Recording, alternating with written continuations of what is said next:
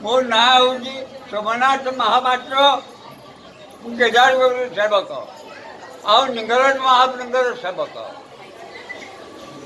ପଞ୍ଚମ ଦିନ ରାତିରେ ଲିଙ୍ଗରାଜ ମହାପ୍ରଭୁ କେଦାରଗୌରୀ ଆସନ୍ତି ବିବାହ ଭାବରେ। କେଦାରେଶ୍ୱର ହେଉଛନ୍ତି ହିମାଳୟ, ତାଙ୍କର କନ୍ୟା ହେଲା ଗୌରୀ। ଗୌରୀକି ଆମେ ଲିଙ୍ଗରାଜ ମହାପ୍ରଭୁଙ୍କୁ विवाह करने दान कर आमर है सेवा कार्य काम। आम गौरी सेवक आम कन्या दान करूँ लिंगराज महाप्रभु। आजिकल नुहे मोर बयस 83 वर्ष। मो पिला बेलू मुझे देखा बहुत हवाटा परंपरा एमती चली। आज षष्ठी दिन महाप्रभु घर को प्रत्यावर्तन कर